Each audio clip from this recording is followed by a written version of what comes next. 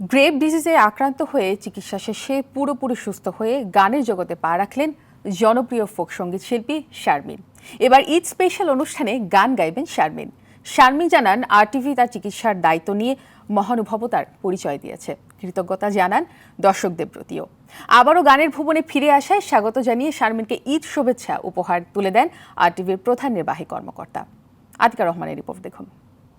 আমার মোরা লাশটা রে তোরা কেউ ধুইস না রে। বর্তমান সময়ের ফোক গানের সম্ভাবনাময় শিল্পী শারমিন অল্প বয়সেই মৌলিক গান, লোকসঙ্গীত ও হাসন রাজার বেশ কিছু গান গেয়ে জনপ্রিয়তা পান, কিন্তু এই সুরের পাখির গান হঠাৎই থেমে যায়। গত বছরের নভেম্বরে গ্রেভ ডিজিজে আক্রান্ত হন শারমিন। রক্তের শ্বেতকণিকা উৎপাদন বন্ধ ও নানা ধরনের ইনফেকশনে গুরুতর অসুস্থ হয়ে পড়েন শারমিন। অসহায় হয়ে পড়ে শারমিনের পরিবার।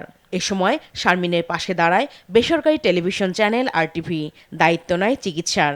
ঢাকা মেডিকেল কলেজের হিমাটোলজি ব্রোন মোরা ট্রান্সপ্লান্ট ইউনিট এইচডিওতে চিকিৎসা চলে। এর পরের ধাপে চিকিৎসা হয় ডায়াবেটিস ও এন্ড্রোক্রাইনোলজি বিভাগে।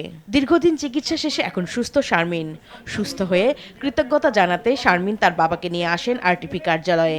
এ সময় তাকে অভিনন্দন জানান আরটিভির প্রধান নির্বাহী কর্মকর্তা। তুলে দেন ঈদ শুভেচ্ছা উপহার। শারমিন জানান তিনি ভাবতে পারেননি আবার গান গাইতে পারবেন। আল্লাহর রহমতে এবং সবার ভালোবাসায় দোয়ায় আমি আবারও ফিরে এসেছি। যখন আমি হসপিটালে ছিলাম তখন আসলে ভাবিনি আমি আবার বেঁচে উঠব বা আমি আবার গান করব। হয়তো বা মনে হয়েছিল ওইটাই শেষ, কিন্তু আল্লাহ পাকের রহমতে আমি আবারও ফিরে এসেছি। ভালো কাজ করতে চাই, ভালোর সাথে থাকতে চাই। আরটিভির একজন পরিবারের একজন সদস্য হতে পেরে আসলে আমি নিজেকে অনেক ভাগ্যবতী মনে করছি। কারণ আমার যেই সময়ে আরটিভি আমার পাশে এসে দাঁড়িয়েছে, আমি কি বলবো, আসলে কৃতজ্ঞতা করে আমি এটার প্রকাশ করতে পারবো না, এই আনন্দের প্রকাশ আমি করতে পারবো না।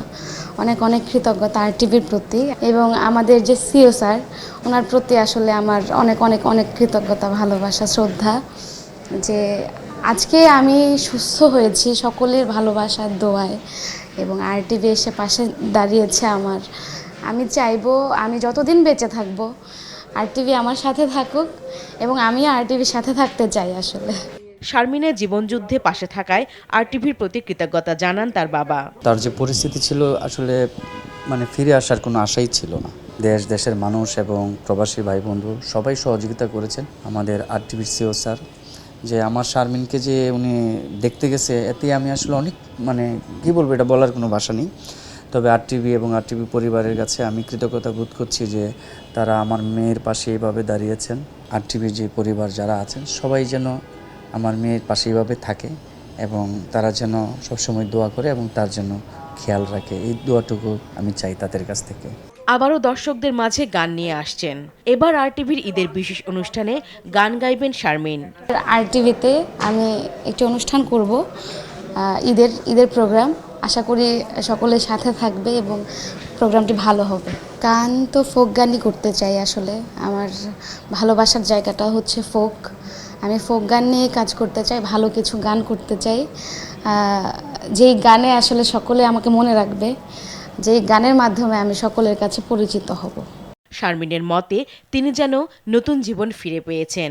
শারমিন তার প্রতিভা ও সুরের জাদুতে আবারও দর্শকদের মন জয় করবেন, বাংলা গানকে সমৃদ্ধ করবেন, এটাই সবার প্রত্যাশা। তুমি যদি আসো আমার ঘরে, দেখবো তোমায় দুই নয়ন ভরে। তুমি যদি আসো আমার ঘরে। আতিকা রহমান, আরটিভি, ঢাকা।